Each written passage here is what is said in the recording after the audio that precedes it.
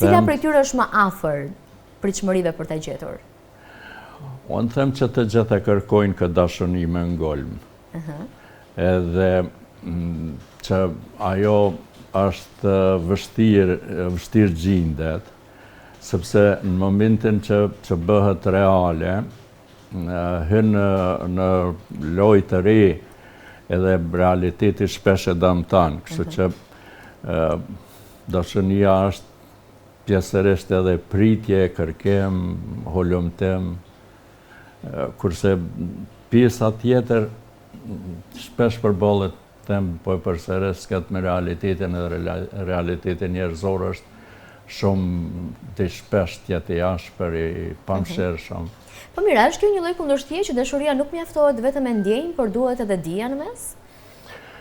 Po, unë kujtoj që gjithë çfarë ka mendja njerëzore, dijen, gjitha ajo pjesa e mshefte njeriut, pasionet, bile edhe nën vetdia e njeriut do të tjetë aktive, të futet këtë lojë kombinim rreth dashurisë, për ndryshe njeriu nuk ja del ta kap thellësinë e saj. Dhe në këtë libër, Prishtina nuk shfaqet thjesht si një qytet, por si një protagonist ku zhvillohet dashuria. Është skenë, simbol, apo ndoshta kujtesë? Po, tani Prishtina e bukur. Dhe përshëndesim dhe shikuesit që na ndjekin nga Kosova, sepse janë të shumtë. Gjithashtu, një përshëndetje shumë të përzemërt. Prishtina për mua është më shumë se sa një vend konkret, se sa një vend cilin unë jetoj.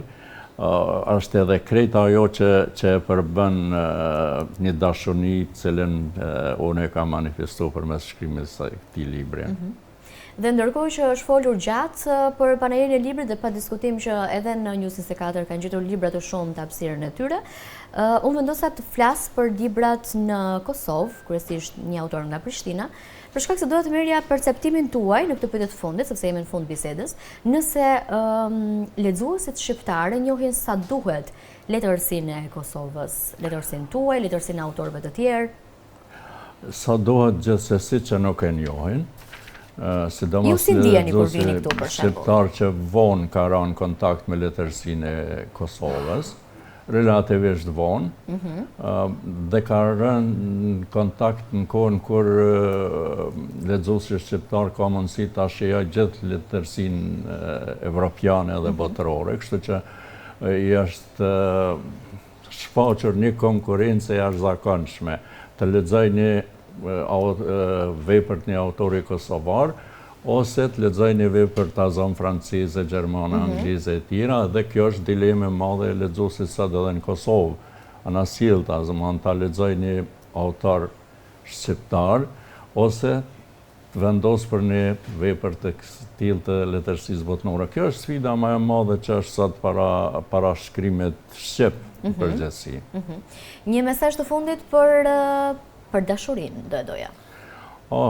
Unë them që në këtë rast dashuria është ndjenja më e thellë njerëzore që mbulon të gjitha. Kështu që në një farë mënyrë ai që vërtet ka prek diçka të saj, në një farë mënyrë është i lumtur, do t'jetë i lumtur në këtë realitet që shpesh t'jetë shumë i vështirë.